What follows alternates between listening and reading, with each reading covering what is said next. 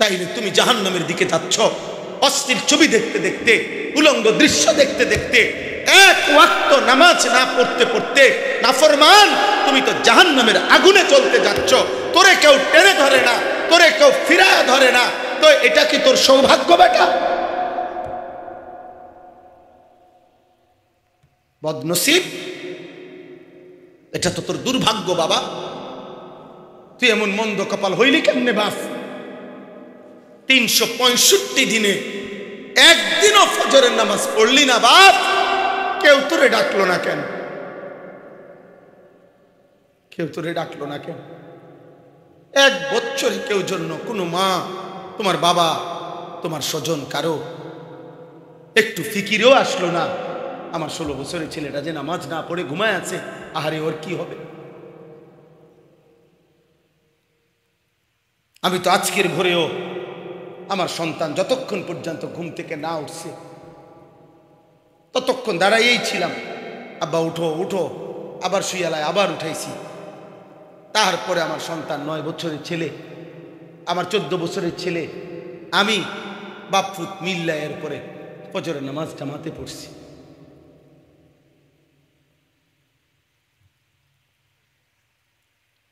উদাহরণস্বরূপ বললাম, আমি আসছি ফজরের নামাজের সময়, চট্টগ্রাম ছিলাম, সেখান থেকে আসছি যখন, তখনই ফজরের আজান দিছি।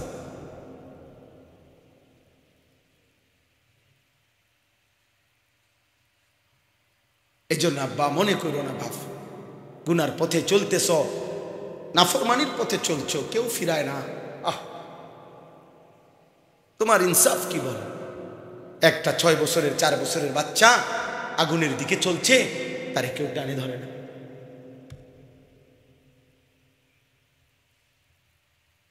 এটা যেমন দুর্ভাগ্য, তুমিও তো জাহান্নামের আগুনের দিকে যাচ্ছ, তোমারে কেউ টেনে ধরছে না, এটাও দুর্ভাগ্য, এটাও বদনসিব। 30 বছর সুদ খায়, কোনো দিন কল্পনায় কলিজার ভিতরে আসলো না, আহারে এটা তো হারাম। আবু জেহেল, আবু বকর দুইজনই কুরাইশ বংশ, আবু লাহাব, ওমর দুইজনই কুরাইশ বংশ, উতবা, শাইবা, ওসমান, আলী, ওরা উভয়ই কুরাইশ বংশের, একই বংশ, একই মহল্লা। তো নবী সাল্লাল্লাহু আলাইহি সাল্লাম উভয়ের কাছে, সকলের কাছে কালেমার দাওয়াত দিছেন। তো আল্লাহ যেন বলছেন, বন্ধু আবু বকরকে নিলাম, আবু জেহেলকে নিলাম, ওমরকে নিলাম, আবু লাহাবকে নিলাম না, ওসমানকে নিলাম, আলীকে নিলাম, উতবা শাইবাকে নিলাম না। তাহলে আবু বকরকে কেন নিলেন, আবু জাহেলকে কেন নিলেন না? কার ফয়সালা? আল্লাহর ফয়সালা। এই জন্য আমি নওজোয়ান, আমি সবসময় এই কথাটা বলি, আগামীর পৃথিবীতে মনে রাখবা বাবা, ইমানের বিজয় হবে, ইসলামের বিজয় হবে, কালেমার বিজয় হবেই হবে। নবীজি সাল্লাল্লাহু আলাইহি ওয়াসাল্লামের অসংখ্য অগণিত ভবিষ্যৎবাণী স্পষ্ট আছে বিশুদ্ধ হাদিসে।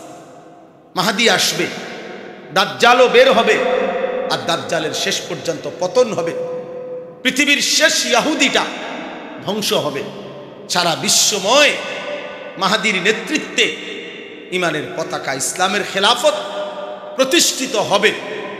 তাহলে সেই মাহদীর সৈনিক হওয়ার জন্য, দাজ্জালের বিরুদ্ধে লড়বার জন্য, বিশ্বময় কালেমার পতাকা আবার বিজয়ের পতাকা উড়াবার জন্য যে পরিমাণ ইমানদার, সাহসী যুবক, নওজোয়ান, মুজাহিদ লাগবে, সেটা আল্লাহ ঠিকই নেবে, সেটা আল্লাহ ঠিকই বাছাই করবে। দোস্ত আমার, বন্ধু আমার, দেখার বিষয় হলো তোমারে নিবে কি, তোমাকে মালিক নেবে কি? দিন মালিক, তার দিনের বিজয়ের জন্য যে কয়জন দরকার তিনি তো সে কয়জন নেবেনি, তো তোমারে নিবে কি? আল্লাহ যদি বলে বন্ধু আমি ইমানের পক্ষে তোমাকে নিলাম, আর যদি আল্লাহ কাউকে বলে আমি তোমাকে নিলাম না, তখন মান ইয়াহদিহিল্লাহু ফালা মুদিল্লা লাহু ওয়া মান ইউদ্লিলহু ফালা হাদিয়া। এই জন্য আমরা আগেই ফেস ভাঙ্গা লই, মানে আমরা যেন এটা বলে নেই ভাই বক্তা আরো বদলাইতে পারবেন, চাঁদের দেশের বক্তা, মঙ্গল গ্রহের বক্তা, দরকার হলে 83 কেজি ওজনের বক্তা, 900 কেজি ওজনের বক্তা আনতে পারবেন, ফিকাফে কইরা প্রয়োজনের বক্তা আনলেন। কিন্তু মাগার আল্লাহ যদি হেদায়েত দেয় কেউ পথ ভ্রষ্ট করতে পারবে না, আর আল্লাহ যদি পথ হারা করে দেয় তাহলে বক্তার আব্বায়ও হেদায়েত দিতে পারবে না। তাহলে ফয়সালা আসমানে তোমারে মালিক আবু বকর হিসাবে নিবে নাকি আবু জাহাল হিসাবে ফেলে দিবে, এটা দেখার বিষয়, এটা দেখার বিষয়, এটা ভাবার বিষয়। হয়তো ইমানের বিজয় হবে, ইসলামের পতাকা উড়বে, মাহাদির লড়াই হবে, আর আল্লাহ বলবে তুই নাফরমান, আজ 365 দিনে খোদার এক বছরে তুই আমার একদিনও ফজরের নামাজের সেজদা দেস নাই, যা তোরে নেব না। মালিক যদি বলে যা বেঈমান, তুই নারী দেখ, ছবি দেখ, মোবাইলের উলঙ্গ দৃশ্য দেখ, যা নাফরমান, তুই বসে বসা মদ খা, জুয়া খেল, তুই নারীর মধ্যে ডুবে থাক, তোরে নেব না। তো তখন তোমারে কে নেবে? তখন কে বাঁচাবে? আল্লাহ না নিল? আমার ওস্তাদ, আমি ছাত্র জীবনে একজন ওস্তাদের কাছে পড়ছিলাম, আমার একজন প্রিয় ওস্তাদ ছিলেন, নোয়াখালী লক্ষ্মীপুর টুমচর মাদ্রাসা, হযরত মাওলানা এরশাদুল্লাহ রহমতুল্লাহ আলাইহি আমার হুজুরের নাম ছিল। মারা গেছেন হুজুরে, বহুত বড় আল্লাহওয়ালা মুখলিস মানুষ ছিলেন। জোহরের নামাজ মসজিদে জামাতে পড়ছে, পয়রা সুন্নত পয়রা নফল পড়ে মসজিদে বসে বসে তাসবিহ পড়তেছিলেন। এই তাসবিহ অবস্থায় ঢুলে পড়ছে, সন্ধ্যা হইতে হইতে হুজুর ইন্তেকাল করছে। তো এই হুজুর আমার মনে আছে আমাদেরকে সবকে বলছিল, ক্লাসে আমাদেরকে একদিন নসিহত করতে গিয়ে বলছিল যে বাবারা, কিয়ামতের পূর্বে নবীজি সাল্লাল্লাহু আলাইহি ওয়াসাল্লাম বলছেন অনেক মন্দ আলামত, কিয়ামতের অনেক মন্দ আলামত প্রকাশ পাবে। যেমন মদ পান বেড়ে যাবে, হত্যা খুন বেড়ে যাবে, নাচ গান নর্তকীর বাদ্যযন্ত্র বেড়ে যাবে, মায়ের নাফরমানি বেড়ে যাবে, বাবার অবাধ্যতা বেড়ে যাবে, বন্ধুদের আড্ডা বেড়ে যাবে, রাষ্ট্রীয় সম্পদ নিজের ব্যক্তিগত সম্পদ হিসাবে ভক্ষণ করে ফেলবে, যাকাতকে জরিমানা মনে করবে, আমানতকে নিজের মনে করে খাইয়া ফেলবে। এরকম অনেক আলামত আছে। তো মনে করেন এই 10টা আলামত, এগুলা মন্দ আলামত কিনা? কথা বলে না? আল্লাহর নবী সাল্লাল্লাহু আলাইহি ওয়াসাল্লাম এগুলা বলছেন, এগুলা প্রকাশ পাবেই পাবে কিয়ামতের পূর্বে। এখন এগুলা আছে কিনা বলেন তো? এখন আমার হুজুর আম করে বলছিলেন যে বাবা, দিবানিশি দোয়া কইরো আল্লাহ যেন কিয়ামতের এই মন্দ আলামত তোমারে দিয়ে যেন প্রকাশ না করে। আমার স্পষ্ট মনে আছে হুজুর এটা বলতে। মনে করেন এটা কিয়ামতের আলামত যে কিয়ামতের পূর্বে মায়ের নাফরমানি সন্তান বেশি করবে, তো আল্লাহর কাছে চাইতে হবে মাওলা ওই সন্তান আমারে বানায়েন না যে সন্তান তার মার নাফরমানি। কিয়ামতের পূর্বে মদ নেশা জুয়া বেড়ে যাবে। হুজুর বলতেন দোয়া করবা আল্লাহ আমারে সেই যুবক বানায়েন না যে মদ পান করবে, নেশা করবে, জুয়া খেলবে। তাহলে কিয়ামতের এই চিহ্ন তো আপনি আমারে দিয়ে দেখাইলেন, আমাকে দিয়ে দেখাইলেন। এই জন্য দোস্ত তোমরাও এটা ভাইবো, তোমাদের যাদের দ্বারা অশ্লীলতা, বেহায়াপনা, অসভ্যতা, নোংরামি, হারাম, জিনা, ব্যভিচার, মদ, জুয়া, নারী অশ্লীলতা ছড়িয়ে পড়ছে এই মুমিনের সমাজে, মুসলমানের সমাজে, হা বদনসিব, তোরে দিয়ে আল্লাহ কিয়ামতের চিহ্ন দেখাচ্ছে।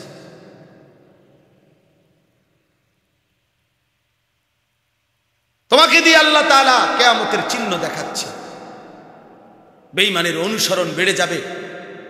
আজকে তোমাদের যাদের চুল কাফের মুশরিক বেঈমানদের মতো এই বিশ্রী বিকট, হায় দুর্ভাগা, তোমার দিয়েই তো আল্লাহ কিয়ামতের চিহ্ন দেখাইতেছে। তোমাদের যাদের মা তোমাদেরকে ভয় পায়, বাবা ভয় পায়, একটা কথা বললে তুমি ঘাড় পাক দাও,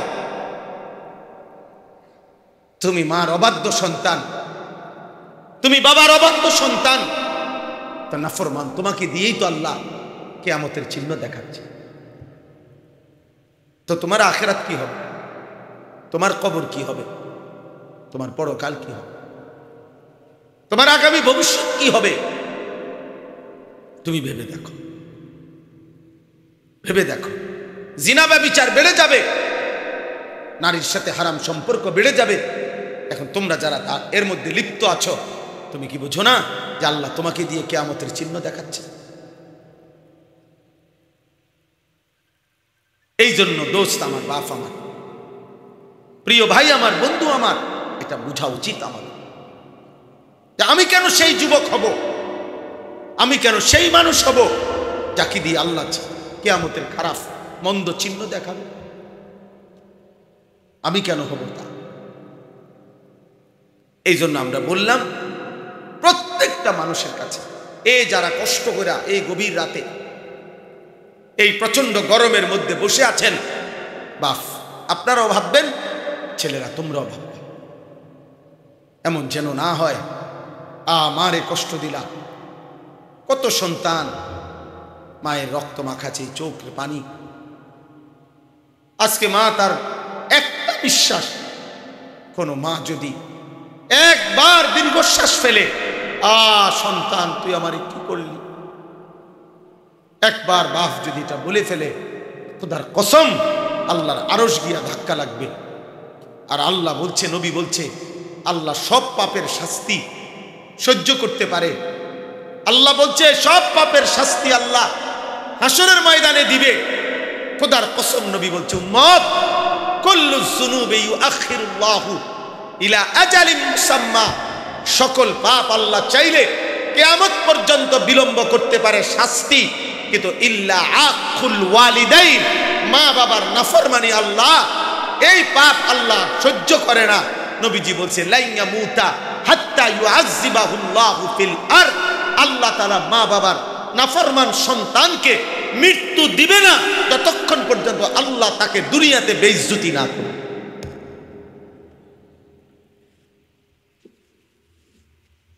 তোকে আল্লাহ দুনিয়াতে বেইজ্জতি করে। তুমি বলো, একটা ছেলে বলো আজকের সারা দিনে যে এক ওয়াক্ত নামাজ পড়ো নাই, তো তোমার মা তোমার উপরে খুশি তো?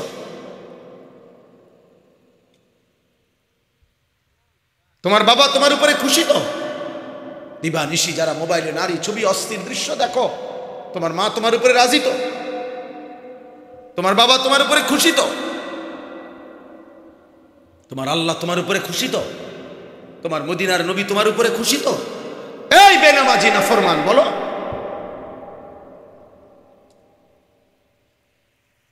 বলো। রাত 12টা বাজে যারা আজকের সারা দিনে এক ওয়াক্ত নামাজ পড়লা না, একটা সেজদা দিলা না, তুমি নাফরমান, এখানে বৈশা করবাটা কি?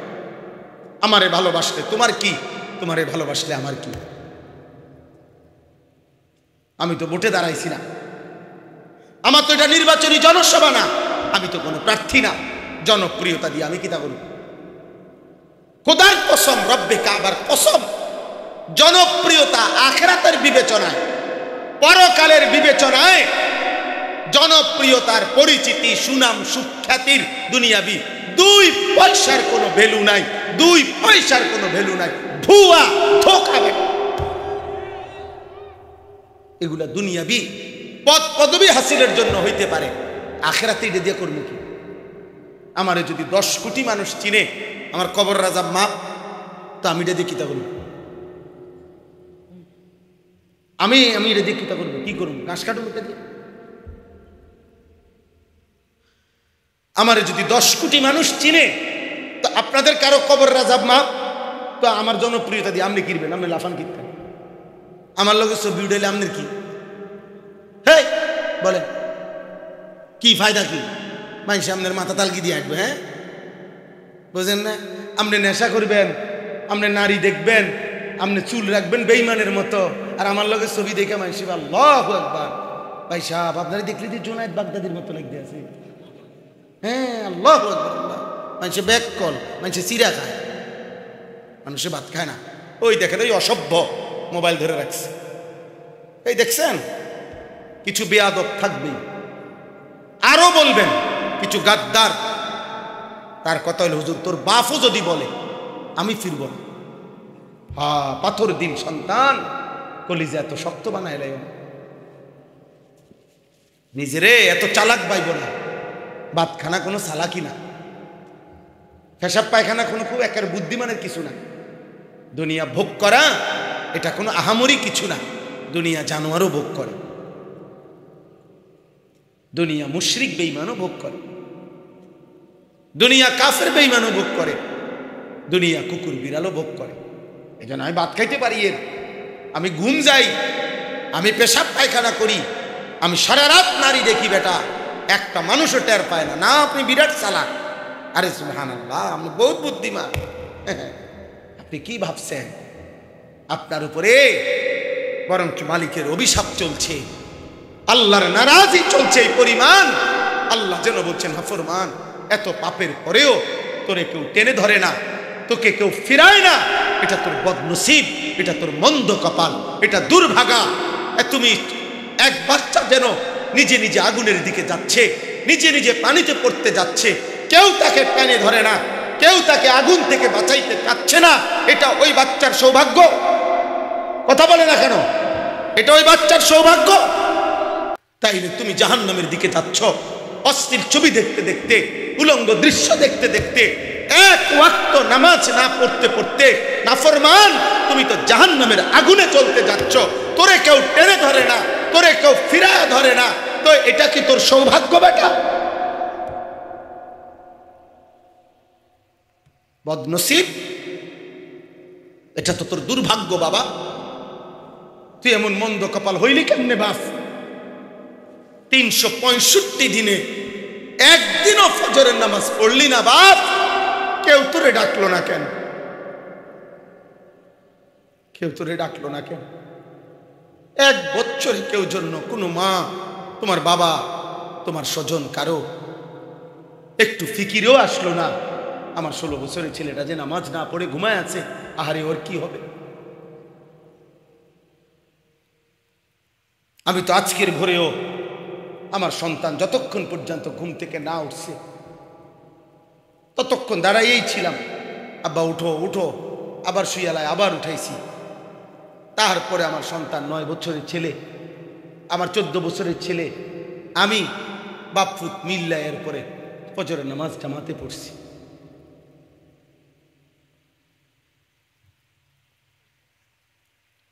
উদাহরণস্বরূপ বললাম, আমি আসছি ফজরের নামাজের সময়, চট্টগ্রাম ছিলাম, সেখান থেকে আসছি যখন, তখনই ফজরের আজান দিছি।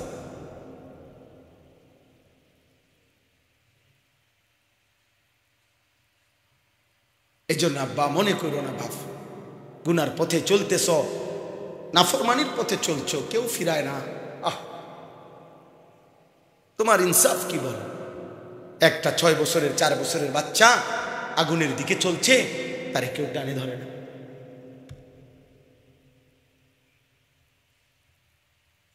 এটা যেমন দুর্ভাগ্য, তুমিও তো জাহান্নামের আগুনের দিকে যাচ্ছ, তোমারে কেউ টেনে ধরছে না, এটাও দুর্ভাগ্য, এটাও বদনসিব। 30 বছর সুদ খায়, কোনো দিন কল্পনায় কলিজার ভিতরে আসলো না, আহারে এটা তো হারাম। বলে আল্লাহর সন্তুষ্টি কিসের মধ্যে? এই শেষ কথাটা আল্লাহ বলছে, যার মধ্যে 4টা জিনিস আছে তার প্রতি আল্লাহ সন্তুষ্ট হয়ে আছে। কয়টা জিনিস? 1, ইন্নাল্লাযীনা হুম মিন খাশিয়াতি রাব্বিহিম মুশফিকুন, হৃদয় যার আল্লাহর ভয়ে কম্পিত, হৃদয়ে যার আল্লাহর ভয়, আল্লাহ তার প্রতি সন্তুষ্ট হয়ে আছে। 1, 2, ওয়াল্লাযীনা হুম বিআয়াতি রাব্বিহিম ইউমিনুন, আল্লাহর কোরআনের, আল্লাহর বিধানের সবগুলো আয়াত, হুকুম, আহকামকে সর্বান্তকরণে মেনে নিচ্ছে যে আল্লাহ বলেন সে কল্যাণের পথে, আমার সন্তুষ্টির পথেই আছে। 3 ওয়াল্লাযীনা হুম বিরাব্বিহিম লা ইউশরিকুন, আমি আল্লাহর সাথে কোনোভাবে কোনো সূরতে এক যাররা যে শিরিক করে না, শিরিক মুক্ত যার ঈমান, সে আল্লাহর সন্তুষ্টির উপরে আছে। তাইলে 1 নাম্বার হলো হৃদয়ে যার আল্লাহর ভয়, 2 নাম্বার মেনে নিচ্ছে যে আল্লাহর বিধান, 3 নাম্বার করে না যে কোনো অবস্থাতে শিরক, 4 ওয়াল্লাযীনা ইউতুনা মা আতাও, আল্লাহ বলেন আমার যে বান্দা, আমি আল্লাহর দেওয়া সব কিছু যা আমি দিছি, শরীর, স্বাস্থ্য, যৌবন, সব কিছু, স্ত্রী, সন্তান, ক্ষমতা, অর্থ, বিত্ত, সম্পদ, প্রভাব, প্রতিপত্তি, ব্যবসা, কামাই, অর্জন, যা কিছু আল্লাহ দিয়েছেন তা আল্লাহর পথে ব্যয় করে, আল্লাহর পথে ব্যয় করে, আল্লাহর পথে ব্যয় করে। আল্লাহ বলেন আমি তার প্রতি সন্তুষ্ট হয়ে আছি, সন্তুষ্ট হয়ে আছি। তাইলে কয়টা হলো? 4টা। হৃদয়ে যার কার ভয়, মেনে নিচ্ছে যে কার বিধান, করছে না কোনো অবস্থাতে যে কি শিরক। 4 নাম্বার আল্লাহর দেওয়া সব নিয়ামত যে ব্যয় করছে কার পথে? আল্লাহর পথে। এইবার এই 4টার পরে আল্লাহ অতিরিক্ত আরেকটা গুণ বলছে। এই 4টা তো ঠিক মতো করেই, এবার আরেকটা বিষয় হলো 4টা পূর্ণ করার পরেও আল্লাহর হুকুম, আল্লাহর বিধান, আল্লাহর ভয় মানার পরেও যার অন্তরে ওয়াকুলুবুহুম ওয়াজিলাতুন আন্নাহুম ইলা রাব্বিহিম রাজিউন, অন্তরে অন্তরে তার সর্বদা এই ভয় আছে যে হায় আমাকে তো আল্লাহর সামনে যেতে হবে, হাসরের ময়দানে দাঁড়াইতে হবে। আহা আমার মাওলা, আমার এই বন্দিগি, আমার এই ইবাদত, আমার এই দান, আমার এই সাদাকা, এগুলো জানি কবুল করে কিনা। আসল বিষয় তো আল্লাহ কবুল করে কিনা। কথা বুঝছেন? মানুষের বাহাবা, মানুষ তো দিচ্ছে মার হাবা, কিন্তু আসমানের কি অবস্থা? কথা বোঝেন না। মানুষ তো বলছে জনাব অমুক 30,000, মানুষ কইছে মার হাবা, হাবারে মার মার, তারে কাটছে মার, এত টাকা দিল কেন? মানুষের মার হাবা তো আচ্ছা ঠিক আছে বুঝলাম, আর শাজিমের মালিক আল্লাহ বলবে বান্দা 30,000 টাকার ইনকামটা কেমনে হয়েছে একটু বললে ভালো হয়। সিটারি কয় টাকা, বাটফারি কত, সুদে কত, কিস্তির কত, ওজনে কম দইনা টিহা কত, আমি দেখছি বান্দা, কাম হইবে না। এ মার হাবা লইয়ে বাদ যাও গা, ঘুমাইলাম। তোমার মার হাবা তোমার সাথেই নাও, বাইক নাও, মানুষের জানাইও যে আল্লাহর রহমতে আপনার তো ভাই মার হাবা দিছে না, কিন্তু আমি নিলাম না, কারণ হারাম হলে আল্লাহ কি নেকি দিবেন। এজন্য বললাম মুমিন সর্বদাই ভয়ে থাকবে আমার আল্লাহ গ্রহণ করিলেন কিনা। উলাইকা ইউসারিউনা ফিল খায়রাত ওয়া হুম লাহা সাবিকুন, আল্লাহ বলেন এই 4 গুণ হৃদয়ে যার আল্লাহর ভয়, আল্লাহর বিধান যে মেনে নিচ্ছে, করছে না যে শিরক, এবং আল্লাহর দেওয়া সব নিয়ামত আল্লাহর পথে যে ব্যয় করে, দিলে দিলে এই ভয় করে আমার আল্লাহ গ্রহণ করবে তো, আমারে আল্লাহ হাসরের ময়দানে গেলে নিবে তো, এই ভয় নিয়ে আল্লাহর ইবাদত, আল্লাহর হুকুম যে করতে থাকে, আল্লাহ বলে তারাই কল্যাণের পথে দ্রুত গতিতে এগিয়ে যাচ্ছে। অহুম লাহা সাবিকুন, তারা তো জান্নাতের জায়গায় পৌঁছেই গেছে।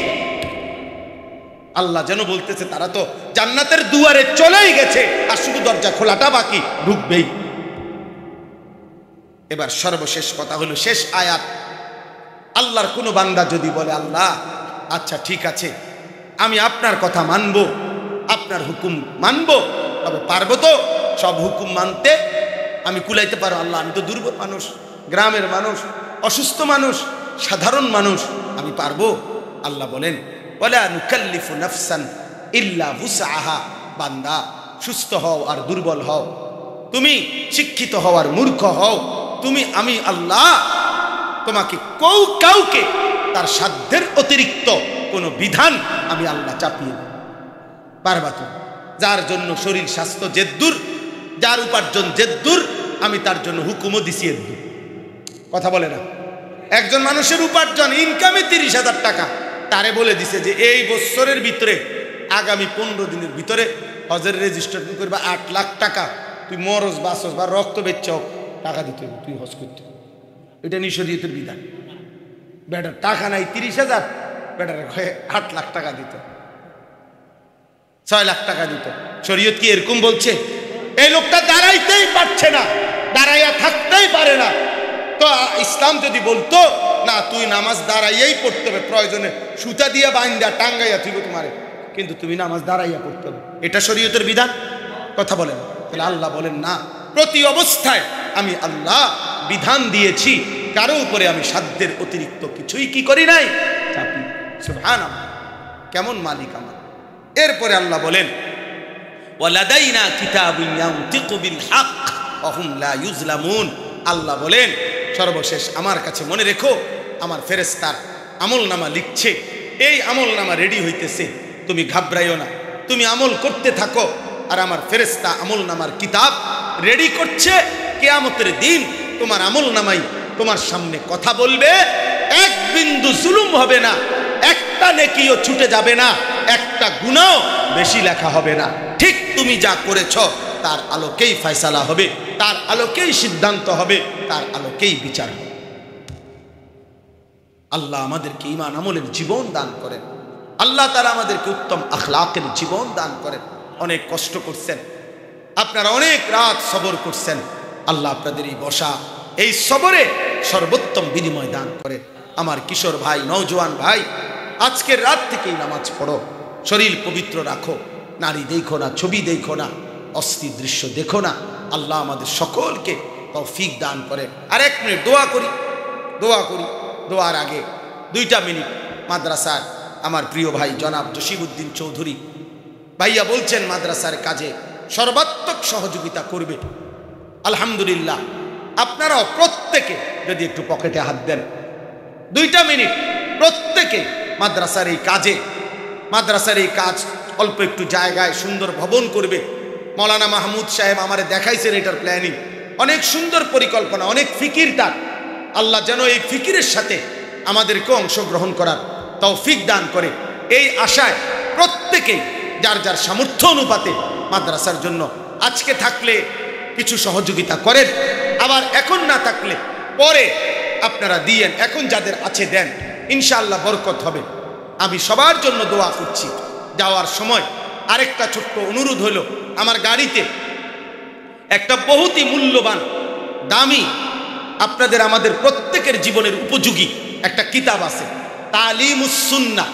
কিতাবটা আমাদের নবীজি সাল্লাল্লাহু আলাইহি সাল্লামের পুরা জিন্দেগীর ছোট বড় বিন্দু বিন্দু সমস্ত সুন্নাত এই কিতাবের মধ্যে প্রায় 600 পৃষ্ঠা ব্যাপী নবীজির জীবনের যত সুন্নাত একজন মুমিনের প্রয়োজনীয় ছোট বড় দলিল সহ প্রমাণ সহ এখানে লেখা আছে। আমরা এটা বিক্রি করি 400 টাকা মূল্যে। বাংলাদেশের একজন শ্রেষ্ঠ বুজুর্গ, অন্যতম অধ্যক্ষ মিজানুর রহমান চৌধুরী, ঢাকা গাজীপুরের হজরত, উনি এই কিতাবটা উলামায়ে কেরামের তত্ত্বাবধানে লিখছেন। অনেক প্রয়োজনীয় উপকারী, প্রত্যেকের ঘরে ঘরে মা, চাচি, বোন, নারী, পুরুষ, জওয়ান, বৃদ্ধ, বাচ্চা সকলের পড়ার উপযোগী একটি উপকারী কিতাব। যাওয়ার সময় আমাদের সাদা গাড়িতে কিতাবটা আছে। যাদেরই সুযোগ হয় 400 টাকা মূল্যে কিতাবটি কিনলে আপনার অনেক ফায়দা হবে, নবীজির একটা একটা সুন্নাত শিখতে পারবেন। আল্লাহ আমাদেরকে তৌফিক দান করেন। আর কিশোর নওজোয়ান ভাই, আগামী 6, 7, 8 মানে এই বৃহস্পতি, শুক্র, শনিবার আগামী সপ্তাহ যেটা আসতেছে, ওই দিন 3 দিন ব্যাপী আমার যেই মাদ্রাসায় উপকৃত হবো। একটা হলো এই হুজুরের অনেকেই করে, এই হুজুরের এখন ওয়াজ ভাবে, এই জন্য কেন এই হুজুরের মাশাআল্লাহ সুর আল্লাহর দান। একদিন আমার একজনের বলছে, হুজুর সুর আল্লাহর দান, এমন টানা হুজুরে টানছে, আল্লাহর নিয়ামত, কলজা ঠান্ডা। তাই বললাম হুজুরও যেহেতু টানছে, আমরাও একটু রশি লাগাইয়া টানতে, দুজনে মিলে টাইনা যে দুনিয়া বুঝলেন না? এটা তো কথা, টান, চিৎকার, হুঙ্কার, এটা মূল বিষয়। মূল বিষয় হলো আমার জন্য যে আল্লাহর কথা, রাসূলের কথাগুলো বলছেন, যেগুলো এগুলো আমার দিলে ঢুকছে কিনা, এটা আমার বিবেকে ঢুকছে কিনা। নাই তো কি ফায়দা হলো ভাই, কম হইলেই কি বেশি হইলেই কি। এজন্য বলতেছিলাম নিয়ম হলো 5টা জিনিস। 1 নাম্বার আল ইস্তিমা, মনোযোগ দিয়ে শোনা। 2 নাম্বার হলো আল ফাহম, বুঝা। মানে আপনি আসলে এটা বুঝছেন কিনা, আমি কি করতে চাইছি। প্রয়োজনে রিপিট করা, জিজ্ঞেস করা। হযরত আপনি যে একটা কথা বলছেন, হুজুর আমি যে কথাটা বুঝি নাই, আমরা আবার কর। সাহাবায়ে কেরাম এভাবে জিজ্ঞেস করে। হযরত ওমর রাদিয়াল্লাহু তাআলা আনহু বলেন, নবীজি একটা কথা বলার পরে আমি বারবার বলতেছিলাম আইদ ইয়া রাসূলুল্লাহ, আবার কর, আমি বুঝতেছি না। আবার বলছে। নবীজি যখন দেখছে যে সে বুঝতেছে না, ওমর তো বলছে দিলাম কাছে আসো। তো কাছে আসছে, ওনার বুকের মধ্যে হাত মুছে দিয়েছে নবীজি, হাত মোবারক। এবার বলছে এখন বুঝছো? হযরত ওমর বলেন, নবীজির এই হাতের ছোঁয়া লাগার পরে আমার জেহান এটাও খুলে গেছে, আমার চোখ খুলে গেছে। হাত্তা আনজুরা ইলা সামাইস সাবিআ, আমি 7 আসমানের উপর পর্যন্ত দেখতে পাই। বুঝি একটা কাম হয়ে গেছে, বজরের উঠে দিয়েছে এটা গেছে, এমন বুঝা বুঝছি। একবার চোখ খুলে গেছে, অন্তর চক্ষু খুলে গেছে। তাহলে রিপিট করছে, উনি বুঝতে চাইছে। আল ফাহম, বুঝা, আমার এটা জরুরি। আমি আসলে বুঝলাম কিনা কথা। 3 নাম্বার হলো সুম্মাল হিফজ, মুখস্থ করা। এই কথাটা আত্মস্থ করা, মুখস্থ করা। 4 নাম্বার হলো সুম্মাল আমাল, এটাকে আমলে পরিণত। 5 নাম্বার হলো সুম্মান নাশরু, অতঃপর অন্যের কাছে পৌঁছানো। এই 5টা যখন পূর্ণ হলো তো আপনার দায়িত্ব শেষ। তখন আপনার কি দায়িত্ব? দায়িত্ব কি হলো? প্রথম মনোযোগ দিয়ে শুনতে হবে, বুঝতে হবে, মুখস্থ করতে হবে, আমল করতে হবে, অন্যের কাছে পৌঁছে। মুখস্থ করা মানে শব্দে শব্দে। আমার মুঠ যে কথাটা বলছে, আমার এটা মুখস্থ করেছে, যে আমার বলছে ফজরের নামাজ পড়তে, এটা আমার মনে কলিজায় ঢুকছে। আমার বলছে হালাল হারাম বাচ্চা চল, এটা আমার কলিজার মধ্যে ঢুকছে। আর আপনি উঠার পরে তো কইলেন, ও কত হুজুর কত কথা কয় তো হুজুররা কি আর কইতে কোনটা কম কয়নি। হ্যাঁ, মাইক ফাইলে কে না কয়। হুজুররাও তো কত সমস্যা, হুজুররাও তো কত ফেসলা গায়ে রাখছে দেশটার ভিতরে। এইগুলা বলে যেমন উঠে গেলেন, মস্কারি করলেন, এরপরে আখেরাতে কথা বুঝেন না। আখেরাত এখনো না আপনি আমার একটা বেটকি দিয়ে উড়াই দিলেন, বা আমনের লগে আমি পারলাম না, বা আমার লগে আমনে পারলেন না। আপনি হয়তো ইমাম সাহেবকে থামাই দিলেন, মুয়াজ্জিনকে থামাই দিলেন, আরে রাখেন কথাবার্তা খাই কইলেই হয় নাকি? হ্যাঁ, তো ঠিক আছে, পারলো না আর কি ইমাম সাহেব। আখিরাত হাসরের মাঠ, আল্লাহ তাআলার সামনে সেদিন কি বলবেন? ওই রবের সামনে চোখ তুলে তাকাবেন কেন? একটা কথার কোনো জবাব দিতে পারবেন তো? এই জন্য জরুরি হিসাব তো ওইখানে। হিসাব তো মোল্লার কাছে না, হুজুরের কাছে। আমি আপনার বুঝ দিলাম, আপনি আমার একটা বুঝ দিলেন, আমরা জোড়া তালি, মিল্লা জিল্লা কুমিল্লা। মিল্লা জিল্লা কি? এতে যদি কুমিল্লা না, আখেরাত আখেরাত কি হবে? ওয়াজাদু মা আমিলু হাদিরা। রব্বুল আলামিন বলে, তোমরা যা কিছু করেছো সব তোমার সামনে উপস্থিত পাবে। ওমা ইয়াযুবু আর রাব্বিকা মিন মিসকালি যাররা, এক যাররা, এক বিন্দু পরিমাণ কোন বিষয় তোমাদের রবের আড়ালে না। আল্লাহ তাআলা বলেন, সাত আসমান ও জমিনে কোনো কিছুই তোমাদের রবের আড়াল নয়, এক জাররা পরিমাণ না। ওয়ালা আসগারা মিন যালিকা ওয়ালা আকবারা ইল্লা ফি কিতাবিন মুবিন। আল্লাহ বলে, বান্দা, এক জাররার চাইতেও যদি কম হয় কিংবা বেশি হয়, সেইটাও আমি রব্বুল আলামিনের পক্ষ থেকে আমার ফেরেশতা আমলনামার ওই খাতার মধ্যে লিখে নিচ্ছে। ইয়াউমা তুবলাস সারাইর, আল্লাহ বলে তোমার অন্তরের ভিতরের সবগুলো কথাও সেদিন হাসরের ময়দানে খুলে দেওয়া হবে।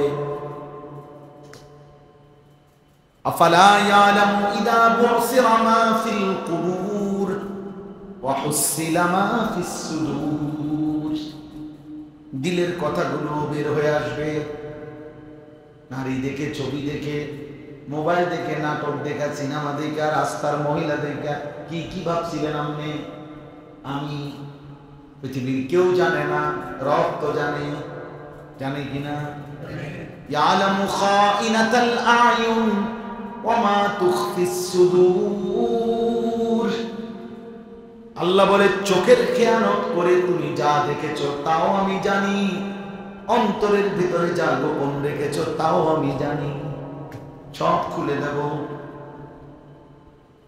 ওয়াসিররু কাওলাকুম আবিজহারু বিহি ইন্নাহু আলিমুম বিদাতিস সুদূর। আল্লাহ বলে, আস্তে যা বলো কিংবা জোরে যা বলো কিংবা অন্তরে যা লুকিয়ে রাখো সব আমি জানি। জানে কিনা? আয়াহসাবু আল্লান ইয়াকদিরা আলাইহি আহাদ। আল্লাহ বলে, আমার বান্দাকে জিজ্ঞেস করো, বান্দা, এই যে দিবানিশি নাফরমানি করছো, তুমি কি এই ভেবেছো তোমার উপরে কারো কোনো শক্তি নাই? হ্যাঁ, উত্তর দেয়, আছে না? আয়াহসাবু আল্লান ইয়ারাহু আহাদ। এরপরে আল্লাহ বলছেন, পরে আবার জিজ্ঞেস করো, আমার বান্দাকে বলো তো, ওরে জিজ্ঞেস করে দেখো, ও কি ভেবেছে তাকে কেউ দেখে না? না, দেখে না। লাইট নিবাইলে তিনি দেখে না, সেগুন কাঠের দরজা বন্ধ করে দিলে দেখে না, এত শক্ত মজবুত গেট লাগায় দিলে তিনি দেখে না। ইয়াকুলু আহলাকতু মালাল লুবাদা। আল্লাহ বলে, বান্দা নাফরমান, দেখো দেখো কি বলে। সে বলে, আমি দুনিয়া বাঁচবার জন্য, দুনিয়ায় টিকবার জন্য অনেক টাকা খরচ করেছি। মালাল লুবাদা, অনেক টাকা খরচ করেছি হুজুর, 3 লাখ টাকার গেট লাগাইছি, এক একটা দরজা 1 লাখ টাকা, সেগুন কাঠের দরজা, পুরা বাড়ি সেন্ট্রালি সিসি ক্যামেরা দ্বারা নিয়ন্ত্রিত। আজরাইল আসবে কোনান দিয়া? আজরাইল আব্বাও লাগে না। আজরাইল ক্যামেরা, সিসি ক্যামেরা আছে না? মোবাইলের মধ্যে সংযোগ আছে না সিসি ক্যামেরা? আজরাইল আসবে সাথে সাথে তো মোবাইলে চলে আসবে যে আজরাইল চলে।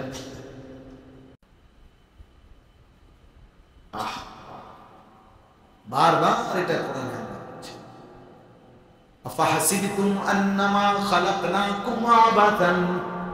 তুমি কি ভেবেছো বান্দা আমি তোমাকে অনর্থক বানিয়েছি?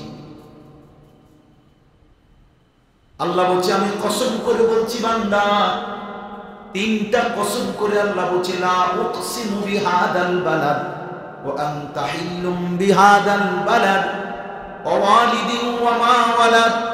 আল্লাহ বলে, বন্ধু, আমি মক্কা নগরীর কসম করে বললাম, আদমের কসম করে বললাম, আদমের সন্তানদের কসম করে বললাম, লাকাদ খালাকনাল ইনসানা ফি কাবাদ। একটার পর একটা কষ্টের ধাপ অতিক্রম করে আমি আল্লাহ মানুষকে সৃষ্টি করেছি। বলে, জিজ্ঞেস করো। আল্লাহ যেন ডাক দিয়ে বলে, আনিস, তুমি মাটি ছিলা, পৃথিবীর কেউ জানতো না কোন মাটিতে তুমি ছিলা। আল্লাহ বলেন, সেই মাটি থেকে আমি নির্ধারিত পরিমাণ খাবার উৎপাদন করে সেই খাবার তোমার বাবার মুখে খাওয়াইয়া তোমার জন্য 1 ফোঁটা বীর্য তৈরি করেছি। আমি করেছি বান্দা।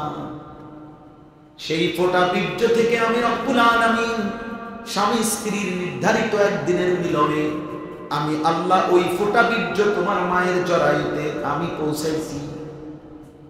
এবার ওই ফোঁটা বীর্যের উপরে মায়ের জরায়ুর অন্ধকার ভিতরে পৃথিবীর কাউকে না জানিয়ে কোনো আলো ছাড়া অন্ধকারে 9 মাস নিজের হাতে এমন চোখ নাক কান সাজিয়েছি।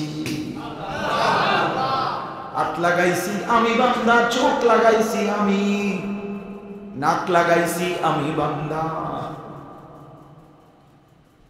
আমি একাই লাগাইছি একাই। পৃথিবীর কাউরে ডাকি নাই, মাকেও বলি নাই, বাপকেও বলি নাই। মাকে বলেছি মা তুমি ঘুমাও, আমি তোমার সন্তান বানাচ্ছি। আল্লাহ বলেন সুম্মা সাবিলা ইয়াসসারা, এরপরে একদিন আমি আল্লাহ মায়ের পেট থেকে তোমার বড় সুন্দর করে বের করে এনেছি। 2টা বছর দাঁতবিহীন এই নরম মুখে আমি আল্লাহ মায়ের বুকের স্তনে দুধ দিয়ে তোমার দুধ পান করাইছি।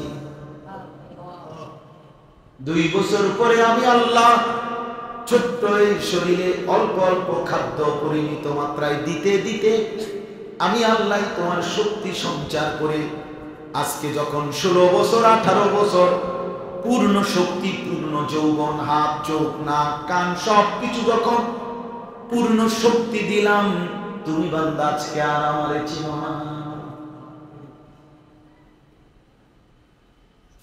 আজকে একটা দিন চলে যায়, পুরা দিনে একটা ওয়াক্ত নামাজ পড়তে মন চায় না। এখন আর আমারে চেনো না। এখন আর 24 ঘন্টায় একটা সেজদা দিতে আর মন চায়। কত নাফরমান আছে এরকম, সারাদিনে যার জমানে একবার আল্লাহ এটা উচ্চারণ আছে না ভাই?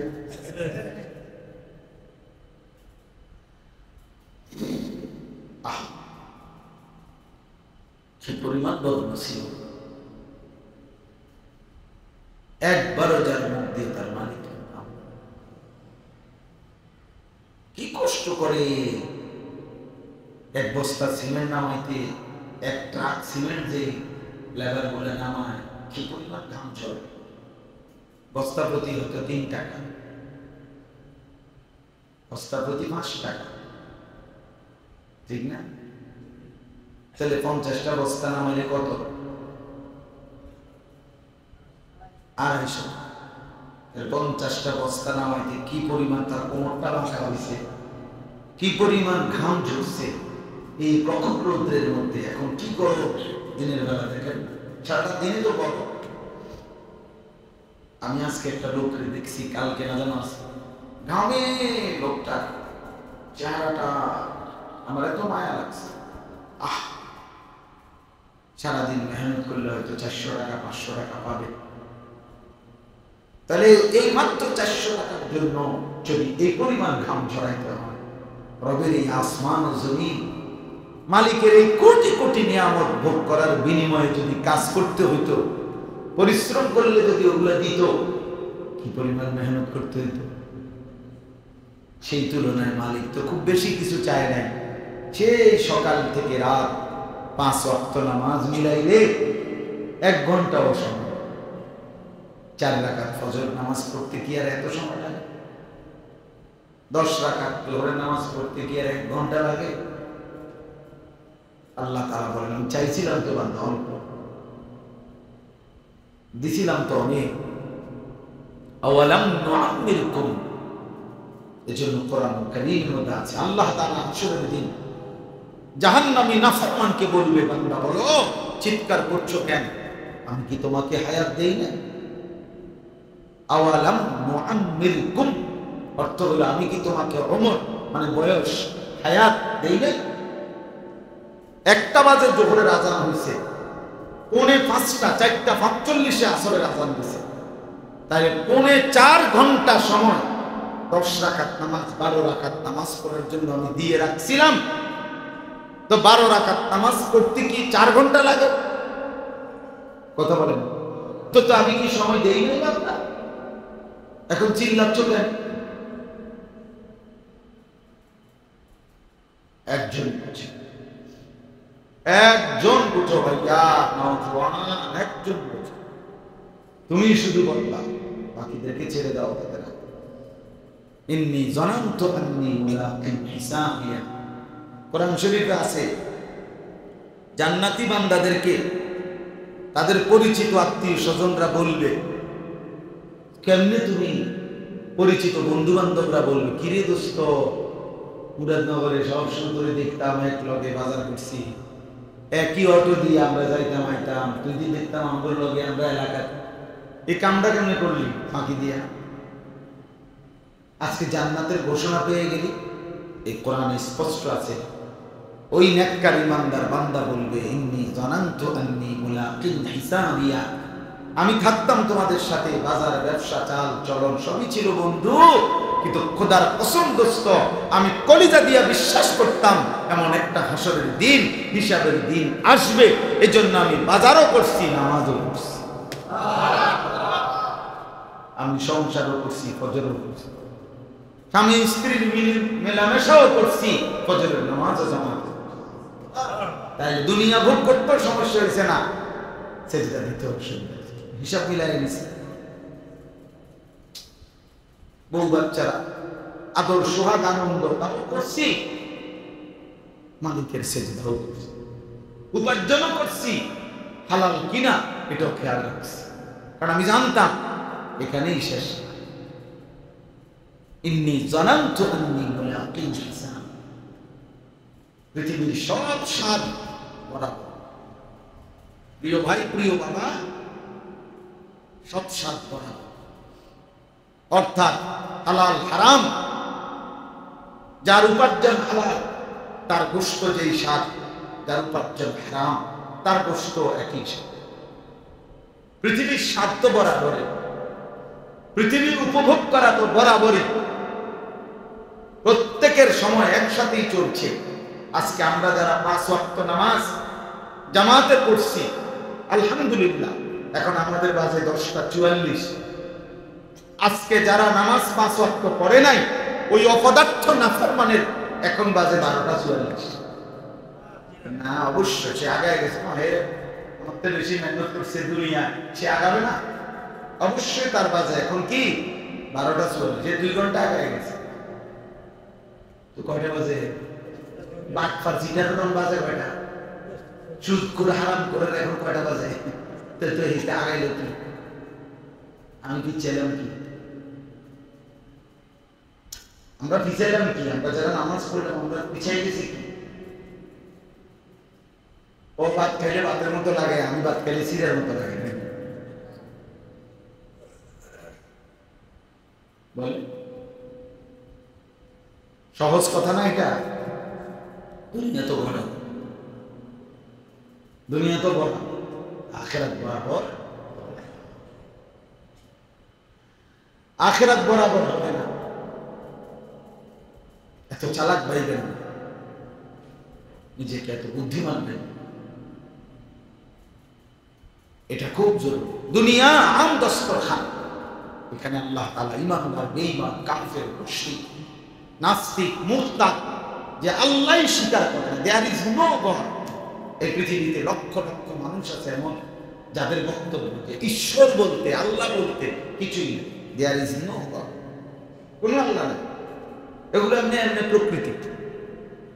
ব্ল্যাক হোল ছিল, একটা কালো কৃষ্ণ গহ্বর ছিল, হঠাৎ করে এটা ফাইটা গেছে, এরপরে এগুলো এমনি এমনি বলে কেমনে কেমনে, এমনি এমনি এমনি কি তো ওই এমনি এমনি এমনি, হ্যাঁ এমনি এমনি। আইনস্টাইনের ব্ল্যাক হোল থিওরি, ওইটা একটা পৃথিবীর একটা গোল পিণ্ড ছিল কালো, এটা ঠাস করে ফাইটা গেছে, ফাইটা গেছে, সেদিন হয়ে গেছে, আমি হয়ে গেছি, মানে মানুষ টানুষ যেগুলা সব গরু ছাগল গাছপালা এগুলো এমনি হয়ে গেছে।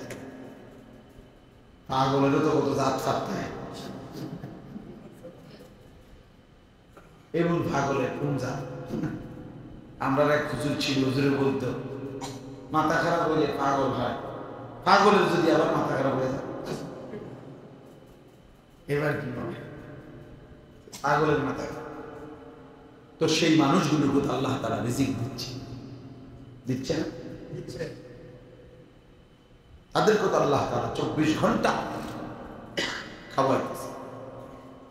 কিন্তু আখিরাত রব্বুল আলামিন বলছে, বান্দা দুনিয়া আমি অনুগত অবাধ্য জন্তু জানোয়ারকে খাওয়াচ্ছি।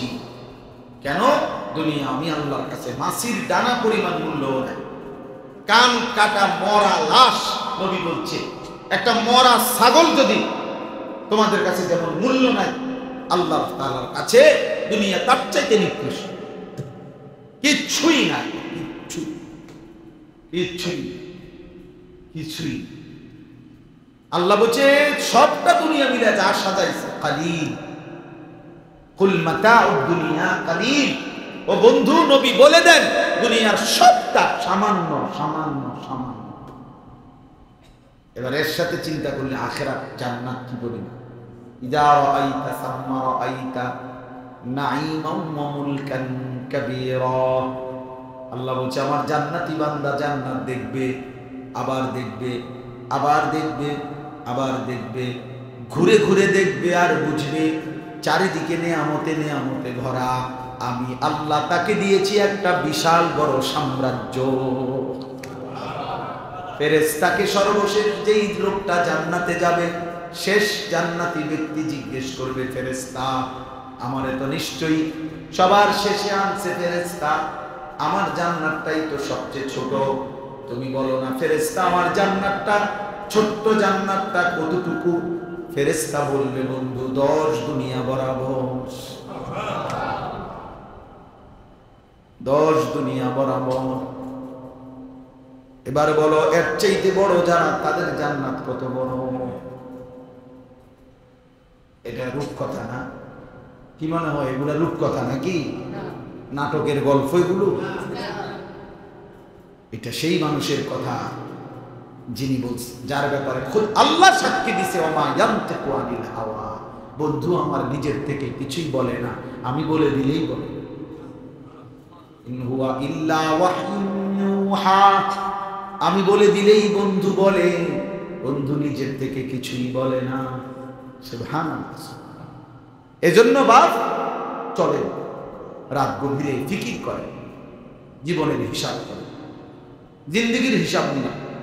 একটা মাহফিল, একটা ওয়াজ পুরো 23 বছরের ইসলাম বলে দেওয়া সম্ভব না। উৎসাহ করে দেওয়া, আপনি আগাবেন, আপনি ফিকির করেন, আমি উদ্যোগ নিই। আমি আজকে 1 ঘন্টায় নবীজির 23 বছরের ইসলাম পুরাটা বুঝাই দেবো নাকি? এটা তাবিজ, এটাকে ভানি করা, তেল করা। আমার মসজিদে এই তেল করা আনে কেবল মানুষ, আমার মসজিদে শুধু শুধু ছোট ছোট বোতল লইয়া প্রত্যেক জুমায় তো কষ্ট হয় নিয়া বোতল বোতল আনে ফোন দিত। এই জুমায় আমি পরে খাদেমরে, মসজিদের খাদেমরে বললাম, তুই আগামী জুমায় 5 লিটার একটা তেলের বোতল এনে রাখবে, এটারে ভালো মতো ফুটিয়ে দেব, দিলে এরপর পুরো 7টা তেল থেকে তেল দিয়ে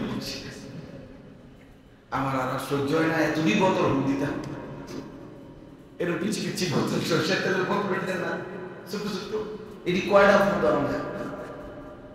তো বলতাম আখেরাতের তেল ভরা যে ফুঁ দেওয়া না। আপনি শিখবেন, আপনি গ্রহণ করবেন, কমপক্ষে প্রয়োজন পরিমাণ ইলম, হালাল হারাম ফরজে আইন শেখা বাধ্যতামূলক। আমরা এটা বুঝতেই চাই না, বুঝতেই চাই না।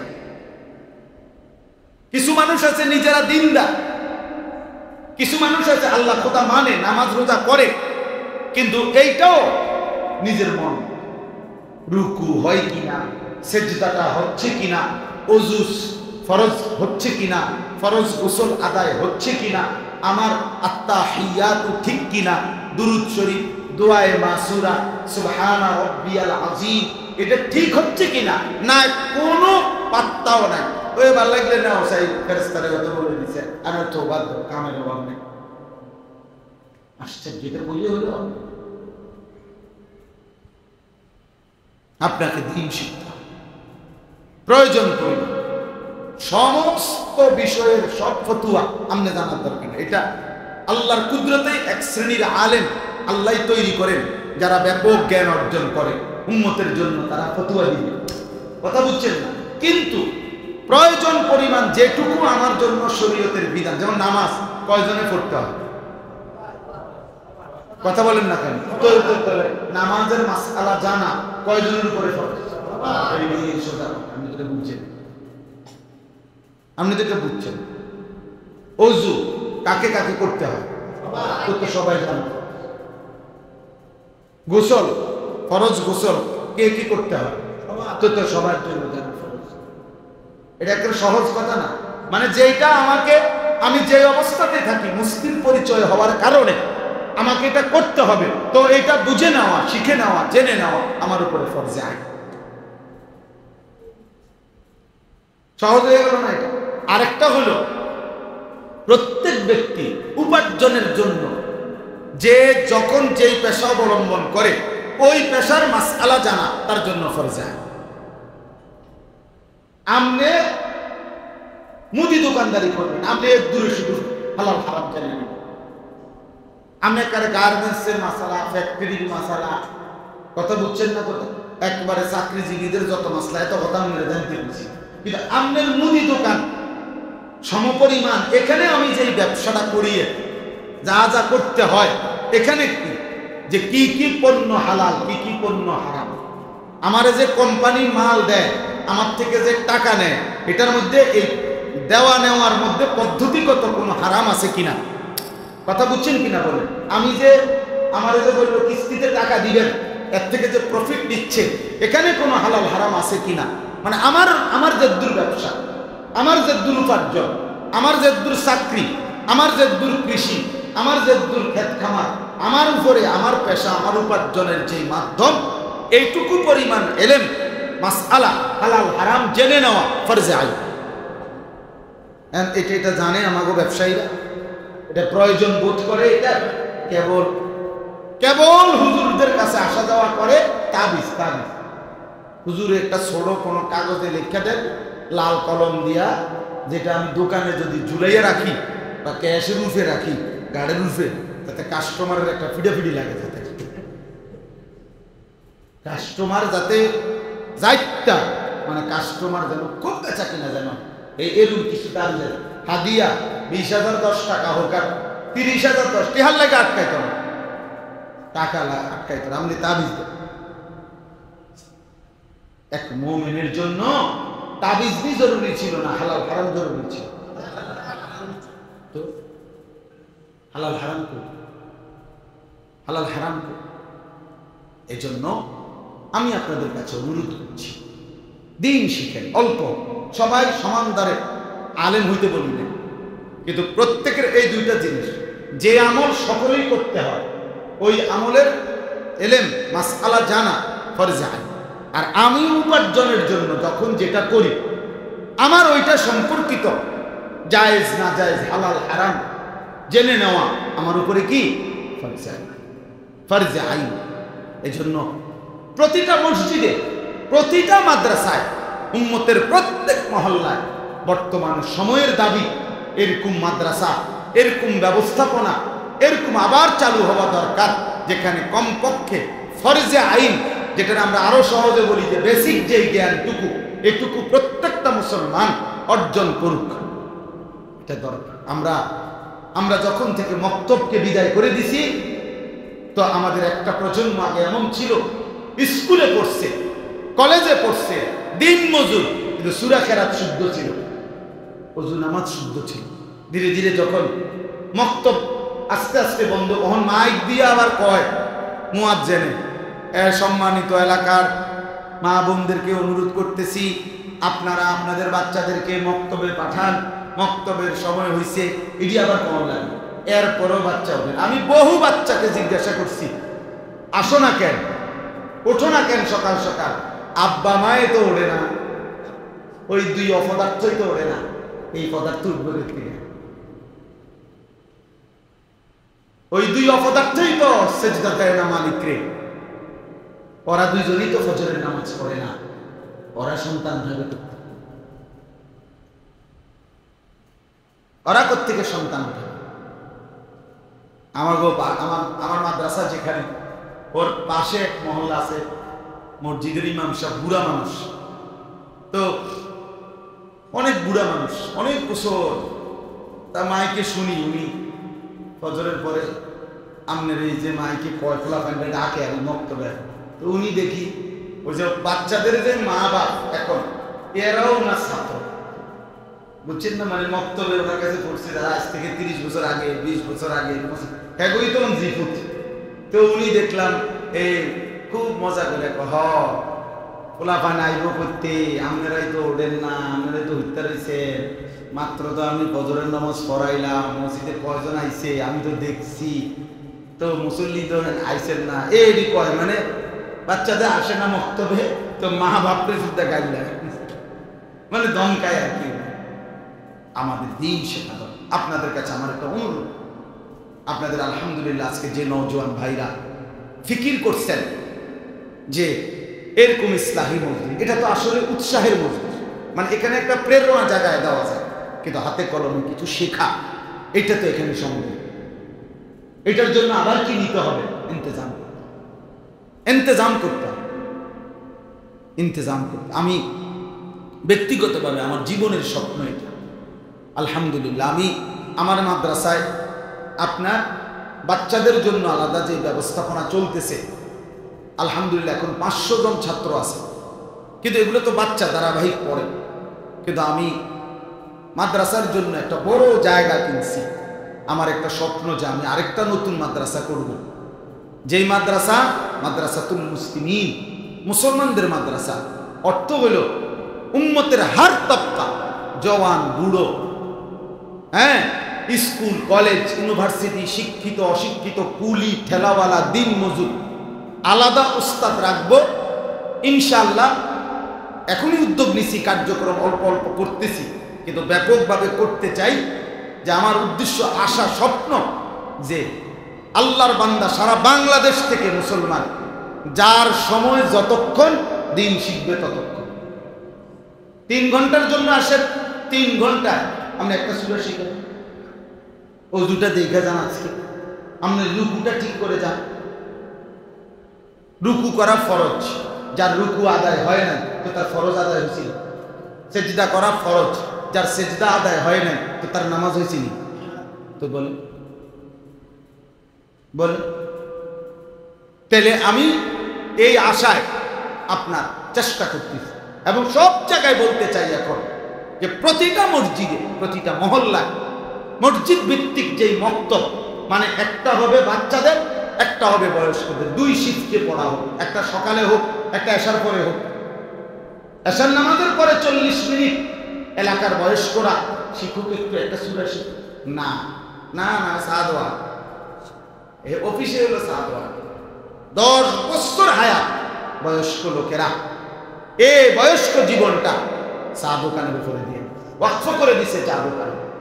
চা দোকানে বসে বসে এই বন খায়, বিড়ি খায়, এই পেঁয়াজু খায়, আলু চপ খায়, এই চা দিয়ে ভিজে খায়। একটাও স্বাস্থ্যসম্মত কোনো খাবারও না। আর বিড়ি, এটা তো একটা ফালতু জিনিস, শতভাগ জাহান্নামীদের খাবার, পাপীদের খাবার। কোরআন শরীফে আল্লাহ বলছে জাহান্নামীদের খাবারের বৈশিষ্ট্য হলো যার দ্বারা শরীরে পুষ্টি হয় না, খাদ্যের চাহিদা মানে ক্ষুধা নিবারণ হয় না। লা ইউসমিনু ওয়ালা ইউগনি মিন জু'। এজন্য পরীক্ষায় এটাই প্রমাণিত, সিগারেট, বিড়ি এমন একটি জিনিস যার দ্বারা শরীরে কোনো পুষ্টিও হয় না, খাদ্যের চাহিদাও পূরণ হয় না। অতএব বিড়ি, সিগারেট জাহান্নামীর খাবার ছাড়া আর কিছু হইতে পারে না। জাহান্নামীদের খাবার, জাহান্নামীদের খাবার। আর কোন মানুষ, সুস্থ স্বাভাবিক মানুষের খাবার হতে, এটা তো পানিও না। আমরা যেটা পানিও কইবে, এটা কি পানি? কথা বলছেন, এটা কি সেবে না? তো এটা তো পানিও। তাহলে আপনি এটা পানিও, এটাও তো বলতে পারবেন না। তাহলে এটা আমাদের কি বলতে হবে? খাবার বলতে হবে। বলে এটা খাবারও না, পানিও না, তো এটা কি? তা আপনি কোন তাইলে কথা বুঝছেন? তাহলে আগুন কিভাবে একটা মানুষের পছন্দ হতে পারে? ধোঁয়া কিভাবে একটা মানুষের পছন্দ হতে পারে? আল্লাহ আমাদেরকে হেফাজত করে। একবার এক জায়গায় খুব বলছিলাম, আর এক বুড়া বিয়ে মাঝখান দিয়ে বলছে আজকা বিড়ির জান শেষ, বিড়ির বলে জান শেষ, জান শেষ আমনে বা বিড়ির জান শেষ। আল্লাহ আমাদেরকে হেফাজত করেন। এবার শেষ কথা হলো, আমি যে আয়াত পড়ছি শুধু তর্জমা করব, একটা কথা শুধু বুঝাইতে চাই শেষ, সেটা হলো আমি 6টা আয়াত পড়ছি সূরা কালাম, এই সূরা এই 6টা আয়াতের মূল বক্তব্য অল্প একটু কথা, একটা কথা, সেটা হলো আমাদের নবী সাল্লাল্লাহু আলাইহি ওয়াসাল্লাম যখন মক্কায় ইসলাম প্রচার করতে শুরু করলেন, মক্কার কুরাইশরা কাফেররা বহুভাবে নবীজি সাল্লাল্লাহু আলাইহি সাল্লামের বিরোধিতা করছে, এটা আপনারা জানেন। এই বিরোধিতার মধ্যে তাদের উল্লেখযোগ্য একটা বিরোধিতা ছিল, তারা জবান দিয়ে নবীজিকে গালিগালাজ করত, মিথ্যা অসভ্য অশ্রাব্য শব্দ বলত। এর মধ্যে এই মক্কার কুরাইশরা নবীজিকে গালি দিত, একটা শব্দ বলতো নাউজুবিল্লাহ, যে মুহাম্মদ পাগল। মুহাম্মদ কি? গোটা দেশ, সমাজ, বাড়ি, ব্যক্তি, পরিবার, 14 গোষ্ঠীর মধ্যে যেই কথা নাই, একটা লোক নিজে নিজে হঠাৎ করে কথা বলে, এটা পাগল ছাড়া নাউজুবিল্লাহ। অর্থাৎ নবীজি কল্পনা করেন, আজকে তো মিয়া আমাদের জন্য কত সহজ, আজকে তো আমি যদি ইসলামের কথা বলি, একটা মহল্লার মধ্যে 2 জন লোক হইলো, 10 জন লোক হইলো, আমি পানু ঠিক কইছে হুজুর, বেটা তুই কইলে হবো না। সাপোর্টিং লোক ছিল, আছে, কিন্তু নবী সাল্লাল্লাহু আলাইহি সাল্লাম মক্কার জমিনে যখন ইসলামের দাওয়াত দিছিলেন, শুরু করলেন, বলেন ডানে বামে আশেপাশে গোটা আরবে একটা মহাসাগরের উপরে যেন একজন ব্যক্তি দাঁড়াইলেন, যেদিকে শুধুই অথই পানি, উনি একা ছাড়া আর কেউ নাই। বলেন রাসূলুল্লাহ সাল্লাল্লাহু আলাইহি সাল্লামের সাথে তার আল্লাহ ছাড়া যেদিন তিনি ইসলাম প্রকাশ করলেন আর কেউ ছিল? সেখানে তিনি হিম্মত করে বলেছেন, আপনি আমার জন্য তো সহজ, আপনি আমি তো একজনেরও পাবো, 2 জনেরও পাইব। এজন্য আমি বলি সবসময়, যুবক তুমি একা সিদ্ধান্ত নাও যে আমি ফজরের নামাজ পড়বো, আমি একজনকে ডাকবো, দেখবা তুমি একজন হলেও সঙ্গী পাইবে তোমার ফিকিরে, তোমার বলার দ্বারা আরো যুবক বল। এই শুক্রবারে আমার কাছে ল্যাপ তোষক বিক্রি করে নিয়ে, ল্যাপ তোষক আছে না, এই ল্যাপ তোষকের দোকানদার 2 জন আসে বলছে, তারা কুমিল্লা লাকসাম মনোহরগঞ্জ বাড়ি, বলছে হুজুর আপনি বলছেন ফজরের নামাজের কথা বলতে, আলহামদুলিল্লাহ আজকে 15-20 দিন যাবত মহল্লায় বলি, বলার দ্বারা মাসখানিকের ভিতরে প্রায় 240 জন সাথী লিস্ট করা আমাদের সাথে একসাথে ফজরের নামাজ আমরা জামাতে পড়ি।